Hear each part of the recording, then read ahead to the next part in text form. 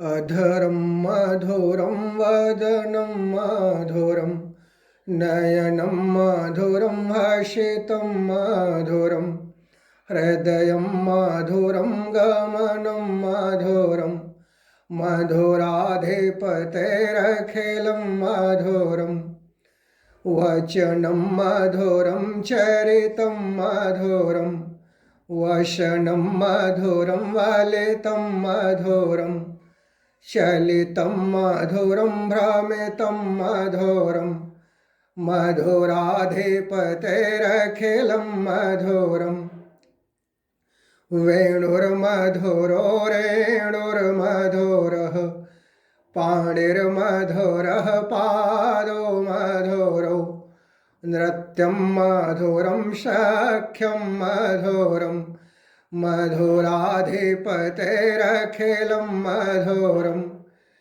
गीतं मधुरं पीतं मधुरं भुक्तं मधुरं शोक्तं मधुरं रूपं मधुरं तिलकं मधुरं मधुराधिपतेरखिलं मधुरं करणं मधुरं तरणं मधुरं हरणं मधुरं रमणं मधुरं वमितं मधुरं शमितं मधुरं मधुराधिपतेरखिलं मधुरं गुञ्जा मधुरा माला मधुरा यमुना मधुरा वीची मधुरा सलिलं मधुरं कमलं मधुरं मधुराधिपतेरखिलं मधुरं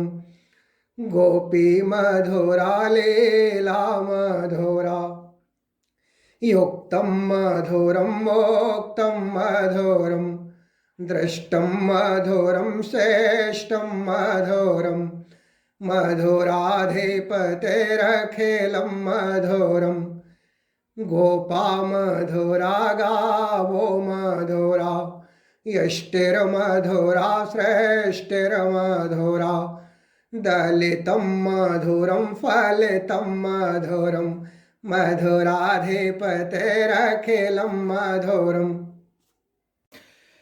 कृष्ण भक्त रसखान लिखते हैं, धूरी भरे अति शोभित श्याम जो तैसी बनी सिर सुंदर चोटी खेलत खात फिरे अंगना पग पैजनी बाजत पीरी कछौटी वा छवि को रस खान बिलोकत वारत काम कला निधि कोटि काग के भाग कहा कहिए हरि हाथ सुलई गयो माखन रोटी।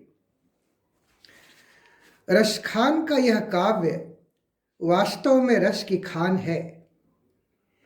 इसकी व्याख्या करते हुए यदि कोई यह कहता है कि कौवा बाल कृष्ण के हाथ से रोटी छीन कर भाग गया तो यह थोड़ा अटपटा लगता है।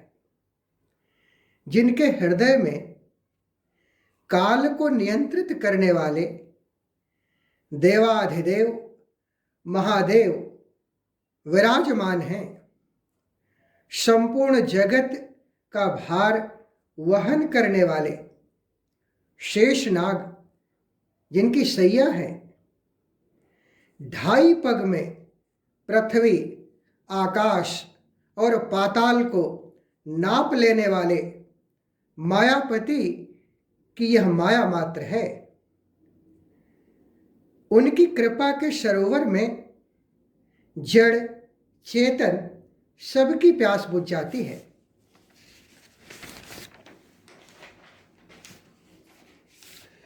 तो फिर उनके पास आकर वह पक्षी भूखा कैसे रह जाता।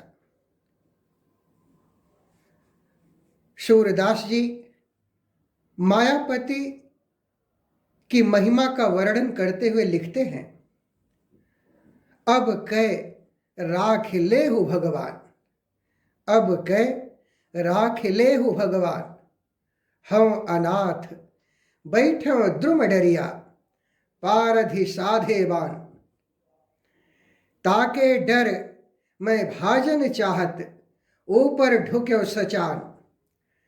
दुहु भात दुख भयो आन यह, कौन उबारे प्राण। सुमिरत ही अहि डसो पारधि, कर छूट्यो संधान। सूरदास सर लाग्यो सचानहि, जय जय कृपा निधान। पेड़ की डाल पर बैठा एक बेचारा पक्षी भगवान से निवेदन कर रहा है कि मैं संकट से घिरा हुआ असहाय अवस्था में हूं। मेरे ऊपर बाज झपट्टा मारने को तैयार बैठा है और नीचे शिकारी मुझ पर तीर साधे खड़ा है। आगे कुआं और पीछे खाई की स्थिति है। तो हे भगवान, आप ही बताएं कि मुझ निरीह को इस संकट से कौन उबारेगा। लेकिन जैसे ही वह पक्षी प्रभु का स्मरण करता है, अचानक एक सांप शिकारी को डस लेता है, जिससे उसका निशाना चूक जाता है और तीर पक्षी को न लगकर ऊपर बाज को लग जाता है। इस प्रकार भगवान उस पक्षी की रक्षा पल भर में कर देते हैं। सूरदास जी कहते हैं कि हे कृपा निधान, जिस प्रकार आपने उस पक्षी की रक्षा की, उसी प्रकार आप मेरे ऊपर भी दया करें और मुझे इस संकट की घड़ी से निकाल लो। हे प्रभु, हे कृपा सिंधु, हे दया निधान, इस बार मेरी रक्षा करो। आपकी सदा जय हो। मीराबाई ठाकुर जी को कुछ इस प्रकार पुकारती हैं, बसो मेरे नयनन में नंदलाल, बसो मेरे नयनन में नंदलाल।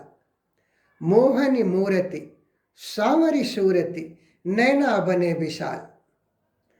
अधर सुधा रस मुरली राजति, और बैजंती माल। बसो मेरे नयनन में नंदलाल। क्षुद्र घंटिका कटि तट शोभित, नूपुर शबद रसाल। मेरा प्रभु संतन सुखदाई, भगत वछल गोपाल।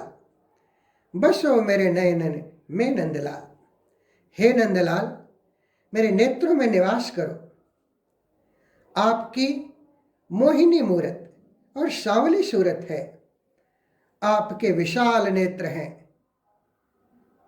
तुम्हारे अधरों पर गीतों के रस से भरी हुई बांसुरी सजी है और सीने पर वैजयंती की माला है।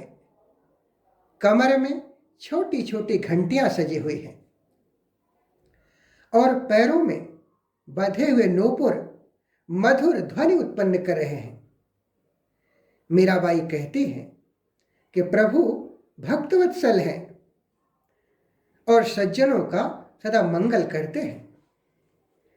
रामचरितमानस में गोस्वामी तुलसीदास जी लिखते हैं, निर्मल मन जन सो मोहि पावा। निर्मल मन जन सो मोहि पावा, मोहि कपट छल छिद्र न भावा। अर्थात जो प्राणी मन से निर्मल है, छल कपट से मुक्त है, प्रभु सदैव उसके साथ हैं। जब अहंकारी रावण के द्वारा लंका से निष्कासित किए जाने के बाद विभीषण जी श्री राम प्रभु की शरण में आते हैं, तब प्रभु कहते हैं, ज्यों सभीत आवा शरणाई, रखी हूं ताहि प्राण की नाई। अर्थात यदि वह भयभीत होकर मेरे पास मेरी शरण में आया है, तो वह मुझे प्राणों के समान प्रिय है।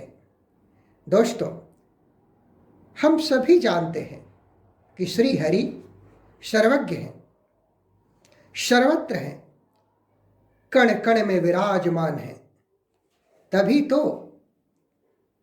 भक्त प्रहलाद से जब हिरण्यकश्यप ने कहा कि बताओ तुम्हारे भगवान कहाँ हैं, तो प्रहलाद ने कहा हम में, तुम में, खड्ग खंभ में, अर्थात मुझ में है, तुझ में है, उस खड्ग में है जिससे तू मुझे मारना चाहता है, और उस खंभे में भी है जिसमें तूने मुझे बांध रखा है।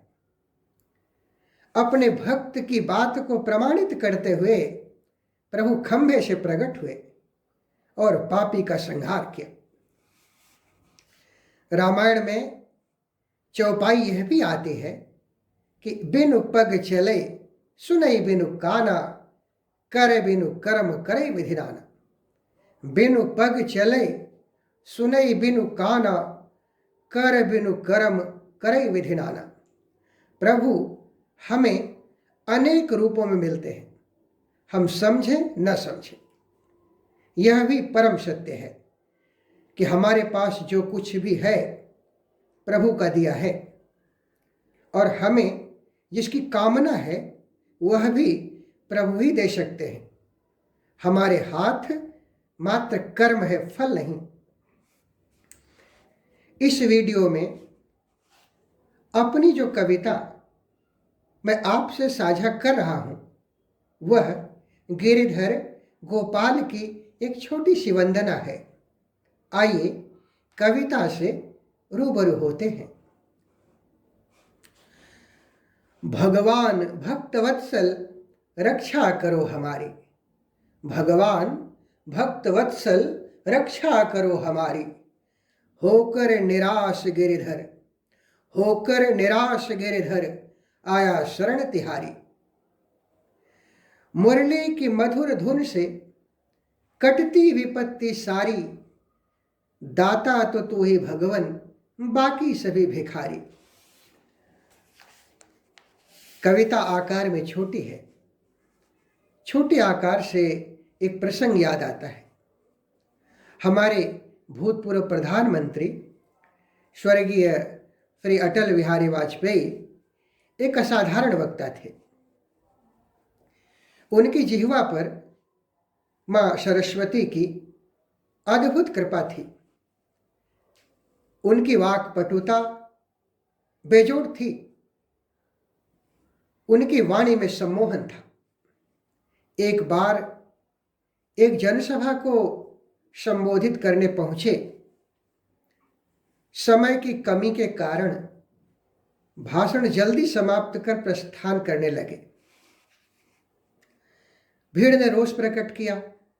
लोग बोले, हमने घंटों आपकी प्रतीक्षा की और आप इतनी जल्दी जा रहे हैं। अटल जी वापस आए और बोले, भाषण हो या जीवन, लंबा नहीं होना चाहिए, इसे बड़ा होना चाहिए।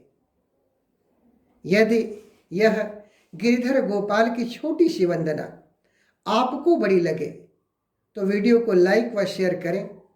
दोस्तों, मासूम समाज की आवाज़ है, अतः इस चैनल को सब्सक्राइब करके अपनी आवाज़ को बल प्रदान करें। धन्यवाद।